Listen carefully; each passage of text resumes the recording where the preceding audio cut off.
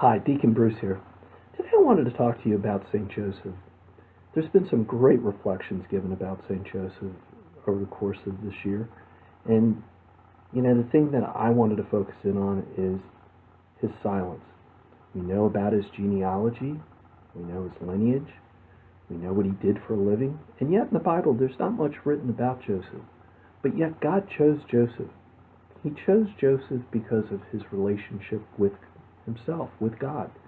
And that relationship had to be very, very deep, very, very strong. And it was because of that God chose Joseph to be Jesus' earthly father. And just like our own fathers, Joseph has this quality about him. He doesn't say a lot, but yet he's ever present. He's ever watching, always vigilant, always there for us. And that's what I find so fascinating. Yes, he's the patron saint of the Universal Church, patron saint of fathers, workers, engineers, carpenters, expecting mothers, travelers. Joseph is this incredibly powerful, silent saint. And that's what I wanted to share with you today. We tend not to think about Joseph that much, and yet we should. We should really spend some time in prayer with him, because that's why God chose Joseph, is through his prayer life. And it was probably that prayer life that Jesus got to observe. And that's what gave Jesus his relationship with his own father. And even though Joseph was his earthly father, he was probably just like every earthly father here. I remember my own son that wanted to learn to cut the grass with me. And at the time we had a self-propelled lawnmower, and I had my handles up at the top and that little bar across the bottom. That's what he grabbed. And I can see Joseph doing the same thing. Jesus watched his father, as a carpenter.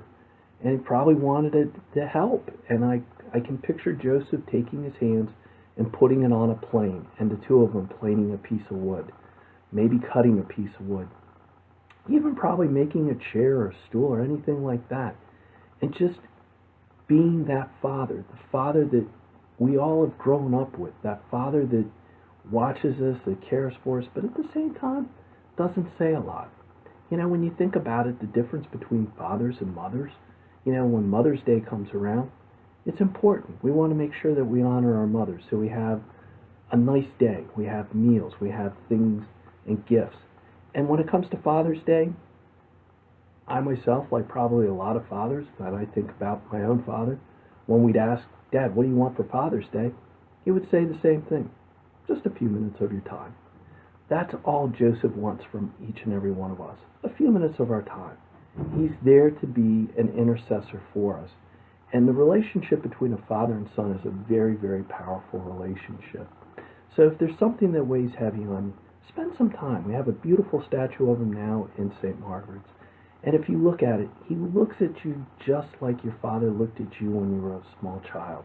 He's kind of looking down, ready to hear you. So when you're on your knees and you're at the foot of that statue, that's that father figure coming through, that silence, just ready to hear you, ready to answer you, ready to guide you. And that's the interesting thing. Like I said, God chose Joseph because of his prayer life, and it had to be very deep and very profound. So sometimes when we're searching for something, we don't know what to say to God. You don't have to say anything. You can just go into his house and just sit quietly and just be like Joseph, just that silent, quiet figure. And God knows what's in your heart. He knows what troubles you. He knows what worries you.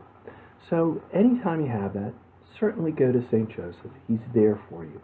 He's there to go to his son, to talk to him, and to help you. So again, thanks for watching. It's a brief reflection, but just focus on the silent side of Joseph and how powerful he is.